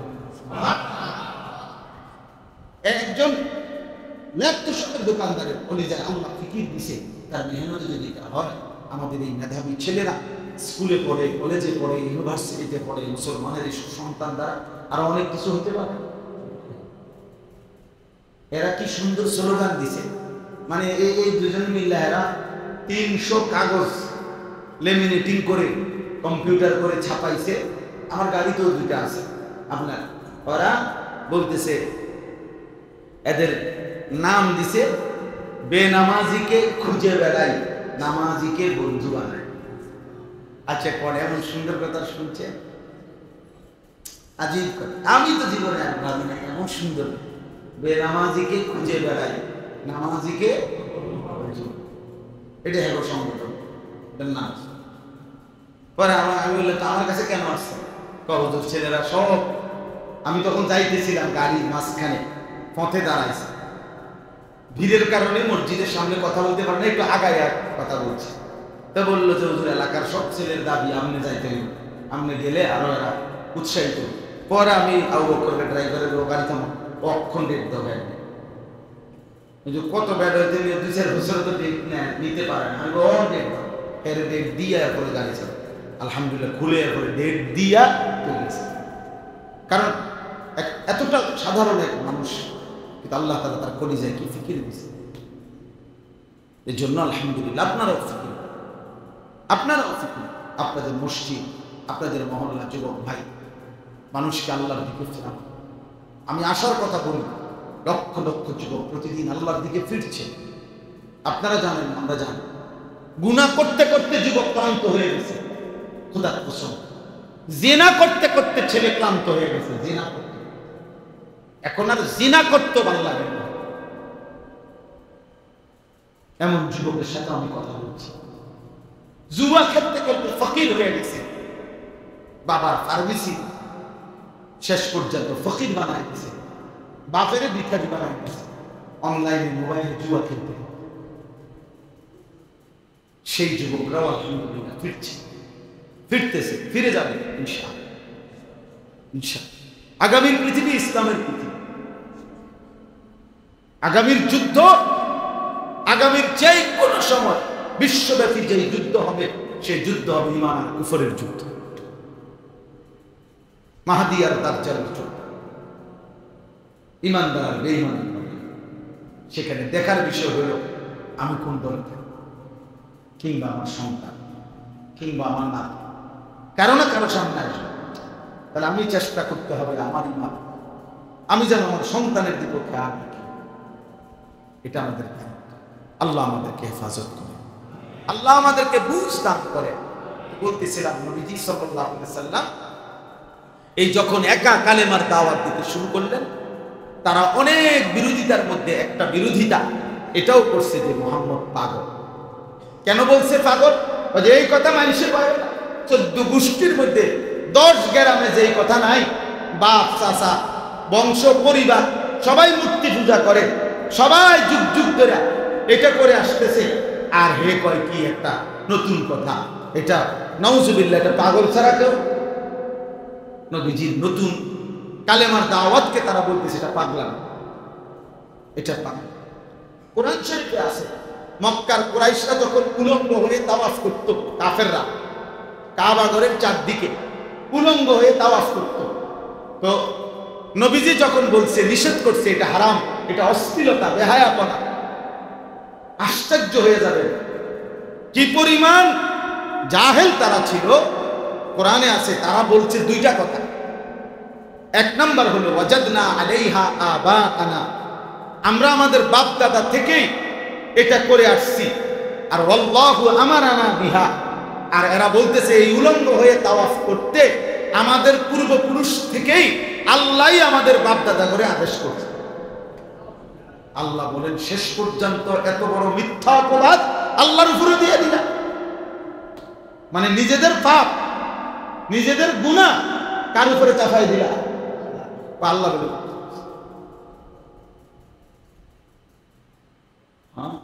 আতাকুলুনা আলাল্লাহ, তোমরা আল্লাহর ব্যাপারে বলে ফেললা। এই জন্য বলি একদিন প্রজন্ম হারিয়ে যাবে। আজকে যদি আপনারা একটু চেষ্টা না করেন, পরবর্তী জেনারেশন এসা, এদের বয়সী প্রজন্ম এসা ইমাম ইসলাম চিনবে না। আমরা ফেরাইতে হবে। আমগো সবার নাম পৃথিবীতে থাকতে হবে জরুরি। পৃথিবী ফাউন্ডেশনের অসংখ্য ইট পৃথিবীবাসী দেখে না, কিন্তু ওই ইটগুলোর উপরেই 10 তলার বিল্ডিংটা দাঁড়িয়ে থাকে। 10 তলার বিল্ডিং এ হাজারো কারুকাজ, হাজারো সৌন্দর্য আছে, কিন্তু নিচের ইটগুলোর কপালে কোনো আস্তর জোটে নাই। ফাউন্ডেশনের যে নিচের ইটগুলো, মাটির নিচেগুলো পৃথিবীর কেউ দেখেও না, কাদায় প্যাঁকে বৃষ্টিতে স্যাঁতস্যাঁতে সয়েই যায়, কিন্তু এর উপরেই বাকি ভবনটা দাঁড়িয়ে আছে। আজকে আমরা যদি কিছু মানুষ আল্লাহর কথা বলি, চেষ্টা করি সবাই যার যার জায়গায়, আমাদের 30 বছর পরের জেনারেশন হয়তো ইমানের বিজয় দেখবে, ইসলামের পতাকা উড়াবে ইনশাআল্লাহ। সেদিন ফাউন্ডেশনের নিচের ইট হিসাবে আমাদের নাম সদকায়ে জারিয়ার সওয়াব আসবে ইনশাআল্লাহ। আমি সেই স্বপ্ন দেখি, আমি আশা করি এই পৃথিবীতে কেউ মনে না রাখুন, অসুবিধা। পৃথিবীতে অমর হয়ে থাকবেন না, দরকার নেই। পৃথিবী নিজেই অমর না, আপনি কৃত্রিম অমর হইবেন, মুদ্রা কথা। পৃথিবী অমর নেই, পৃথিবী শেষ হবে না তো আর আমি চিরস্থায়ী। পৃথিবীর চিরস্থায়িত্ব তো নাই, মানুষের চিরস্থায়িত্ব আসবে। আখিরাতে অমর, অমর হবেন কোথায়? খালিদিনা ফিহা আবাদা। আল্লাহ বলছে জান্নাতে যাবা বান্দা তো অনন্তকাল, জাহান্নামও যাবা অনন্তকাল। আফামা নাহনু বিমাইতিন। কোরআনে আছে জান্নাতি বান্দা জাহান্নামীকে ডাক দিয়ে বলবে, বন্ধু বন্ধু, আর কোনোদিন তোমারও মৃত্যু হবে না, আমারও মৃত্যু হবে না। এজন্য জান্নাতি বলবে জাহান্নামী, বন্ধু মনে রেখো বন্ধু, তোমার আযাব আর কোনোদিন শেষ হবে না, আমার সুখ আর কোনোদিন শেষ হবে না, কারণ আর তো মৃত্যু নাই, আর তো মরণ নাই। তো ওরা পাগল বলতো নবীজিকে। এ আল্লাহ তাআলা এই কথাটাই জবাব দিচ্ছেন। আল্লাহ দুইটা কসম করে বলছেন, নুন আল কালামি ওয়া মা ইয়াসকুরুন। নুন একটা অক্ষর, যেটা কোরআনের মুজিজা, যেটা অর্থ আল্লাহ এবং তার রাসূল ভালো জানেন। আর ওয়াল কালাম, আল্লাহ বলেন আমি কসম করছি ওই কলমের, যে কলম দ্বারা আমি আমার গোটা সৃষ্টি জগতের তাকদীর লেখাইছি। 2 নাম্বার ওয়া মা ইয়াসকুরুন, কলম দ্বারা আমি আমার গোটা সৃষ্টির যত কথা লেখাইছি তাকদীর, সমস্ত কথার সম্পূর্ণ তাকদীরের কসম। দুইটা কসম করে আল্লাহ বলেন, মা আনতা বিনিআমাতি রাব্বিকা বিমাজনুন। বন্ধু আমি বলছি 24 ঘন্টা আপনার উপরে আমার নেয়ামত বর্ষিত হয়, এমন বন্ধু পাগল হতে পারে না, এমন বন্ধু পাগল হয় না। মা আনতা বিনিআমাতি রাব্বিকা বিমাজনুন। মজনুন মানে পাগল, আপনি নন পাগল। দলিল কি? কেন? আল্লাহ বলছে আপনার উপরে তো 24 ঘন্টা নিয়ামত বর্ষিত হয়। ওয়া ইন্না লাকা লাআজরান গায়রা মামনুন। আল্লাহ বলে বন্ধু আমি ওয়াদা দিলাম, আপনার প্রতিটা কষ্ট, প্রতিটা মেহনত, প্রতিটা দাওয়াত, প্রতিটা তালিম, আপনি উম্মতের দুয়ারে দুয়ারে যখন যা বলছেন, যা করছেন, আমি আল্লাহ অফুরন্ত হিসাব ছাড়া বিনিময় আপনাকে দিতেই থাকবো।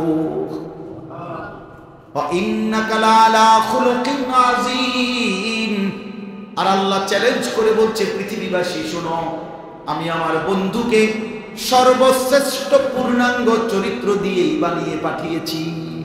তোমাদের যদি কারো সামর্থ্য হয় প্রমাণ করো তার বিপরীত। আমি সর্বশ্রেষ্ঠ চরিত্র দিয়ে আমার বন্ধুকে পাঠিয়েছি। এবার তোমাদের যদি কারো সাধ্য হয় তো 63 বছরে মুহাম্মদ আরবির জীবন থেকে একটা সেকেন্ডের মধ্যে একটা লাল কালির দাগ বসা। 1 সেকেন্ডের উপরে একটা দাগ দাগ। আমি চ্যালেঞ্জ করি, পাগল বললে কোন সাহস, কোন সাহসে আমার বন্ধুর কথা, কাজ, চাল, চলন, উঠা বসা, হাসি কান্না, রাত দিন, ঘুম, আহার নিদ্রা, একটা কাজের মধ্যে তুমি একটা দাগ দাও, বলে এটা সুন্দর হলো না। ওয়া ইন্নাকা লাআলা খুলুকিন আযীম। এজন্য আমরা কিতাবে পড়ছি যত উত্তম গুণ আছে, যেমন বিনয়, নম্রতা, ধৈর্য, সাহসিকতা, পরোপকার, তাকওয়া, তাওয়াক্কুল, ইয়াকিন, এগুলো উত্তম গুণ কিনা? প্রত্যেকটি উত্তম গুণকে যদি বলা হয় যে তুমি তোমার এই গুণটা সর্বশ্রেষ্ঠ, এরকম একটা মানুষের আকৃতি ধরে দেখাও। কিতাবে লিখছে প্রতিবার যে মানুষের আকৃতি আসবে সমস্ত উত্তম গুণের ক্ষেত্রে তিনি শুধুই একজন মুহাম্মদুর রাসূল সাল্লাল্লাহু আলাইহি ওয়াসাল্লাম। বিনয়ের শ্রেষ্ঠকে মুহাম্মদে আরবি, সাহসিকতায় শ্রেষ্ঠকে মুহাম্মদে আরবি, ধৈর্যের শ্রেষ্ঠকে মুহাম্মদে আরবি, পরোপকারের শ্রেষ্ঠকে মুহাম্মদে আরবি, তাকওয়াতে শ্রেষ্ঠকে মুহাম্মদে আরবি, ইয়াকিনের শ্রেষ্ঠকে মুহাম্মদে আরবি, তাওয়াক্কুলের শ্রেষ্ঠকে মুহাম্মদে আরবি। আছে খুবা হামাদারান তু তানহাদান। আল্লামা ইকবাল বলছে নবী মুহাম্মদ ১৬ লক্ষ নবীর যত গুণ আপনার মাঝে যদি তালাশ করি, একা সব আপনার মাঝেই পাই। আপনি একাই সব। আপনি হাসলেও সুন্দর, কাঁদলেও সুন্দর, হাঁটলেও সুন্দর, বসলেও সুন্দর। আপনি জবান খুললেও সুন্দর, জবান বন্ধ করলেও। ১৬ লক্ষ সাহাবী নবীজিকে কতভাবে দেখছে না? একাকী, প্রকাশ্যে, রাতে, দিনে, সকালে। নবীজিকে দেখছে না সাহাবারা? চুল খোলা দেখছে, চুলে ঢাকা দেখছে, চাদর পরা দেখছে, চাদর খোলা দেখছে, হাঁটতে দেখছে, বসতে দেখছে, টয়লেটে ঢুকতে দেখছে, টয়লেটের থেকে বাইরে চেয়ার দেখছে। সকল রঙে, সকল ঢঙ্গে, বিভিন্ন আঙ্গিকে নবীজিকে দেখছে। সমস্ত সাহাবীকে বারবার পূর্ণিমার চাঁদের নিচে নবীকে দেখছে। সব সাহাবী এক বাক্যে এক কথাই বলছে, এমন সুন্দর আর জীবনে কাউকে দেখি না। মা রাআইতু শাইআন আহসানা মিন হাযা, এমন সুন্দর জগতে আর কাউকে দেখি না। ওয়া আহসানু মিনকা লাম তারা কাত্তু আইনি। হাসান ইবনে সাবিত নবীর সাহাবী, নবীজির সামনে দাঁড়িয়ে বলছে, বন্ধু আপনার মতো সুন্দর আমি এই দুই নয়নে আর কাউকে দেখি না। এবার তিনি নিজেই বলছেন, ও আজমালু মিনকা লাম তালিদিন নিসাউ, কেমনে দেখবো নবী এমন সুন্দর? আপনার চাইতে সুন্দর তো কোনো মা কোনোদিন কোনো সন্তানই প্রসব করে না। এমন বাচ্চাও তো পৃথিবীতে আর ভূমিষ্ঠ হয় নাই আপনার চাইতে সুন্দর।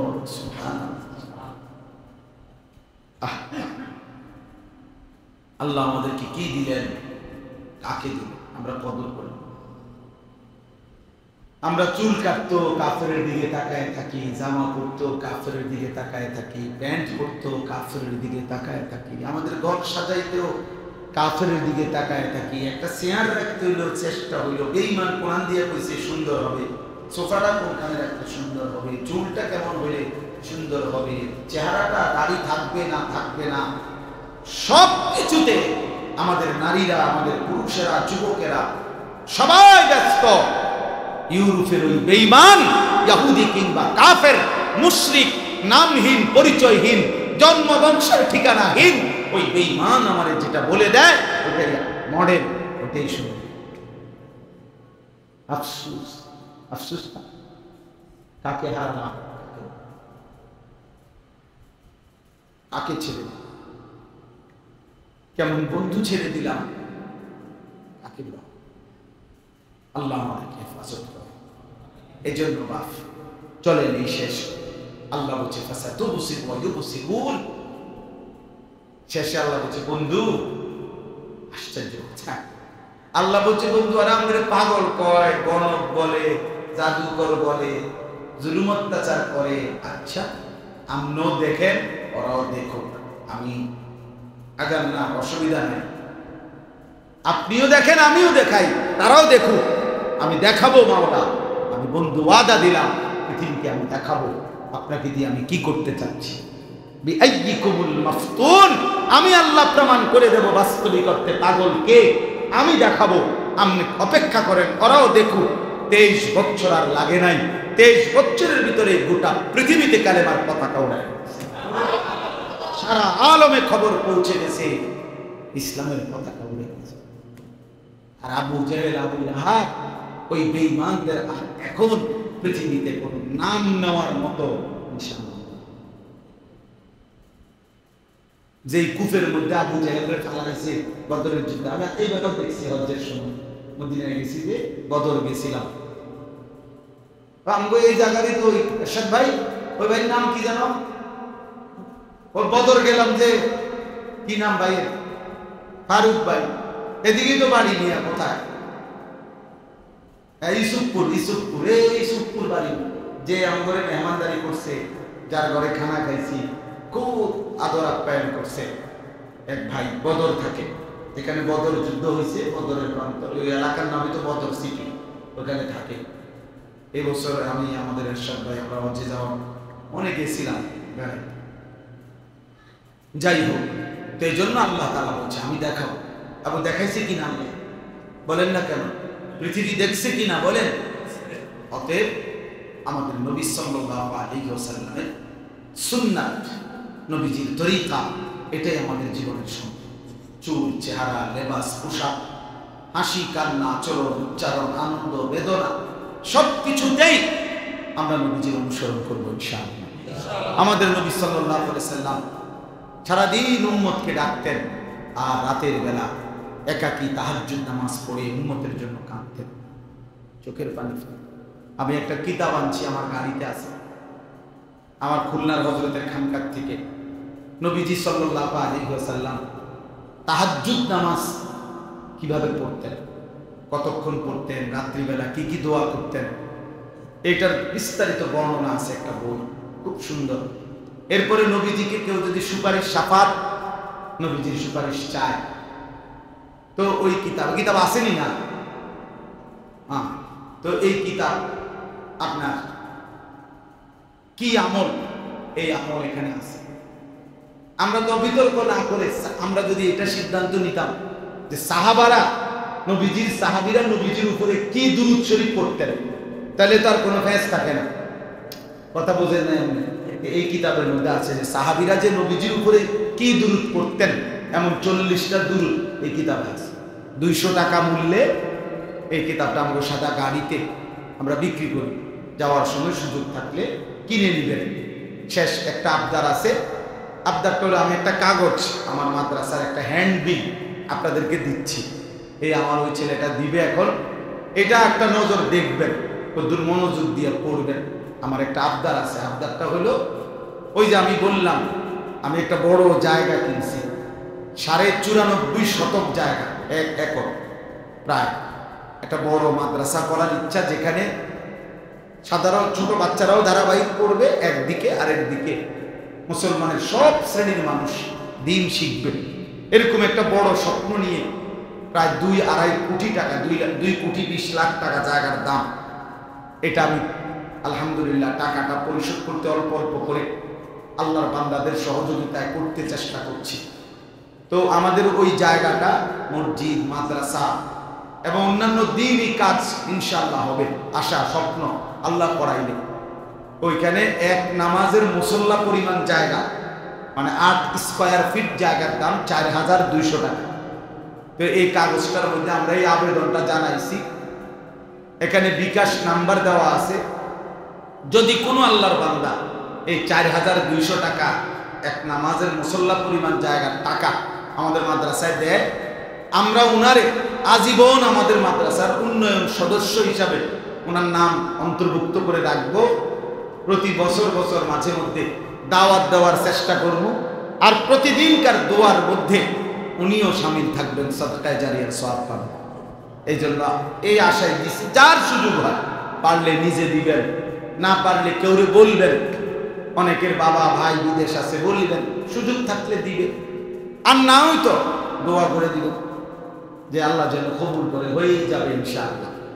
তো নওজোয়ান ভাইদের কাছে অনুরোধ, প্রিয় ভাই তোমরাও চেষ্টা করবা, আর নিজেরা নিজেদের জায়গাতেও আল্লাহর বান্দাদেরকে দ্বীন শেখাবার জন্য আরো কি করা যায় এর উদ্যোগ নেওয়া, মসজিদ ভিত্তিক, মহল্লা ভিত্তিক উদ্যোগ নেওয়া যায়। ওই দিন আমি দেবিদ্যার এক জায়গায় বয়ান করছি, একটা টাওয়ারের অল্প দূর জায়গা, 60-70 জন মানুষ বসার জায়গা।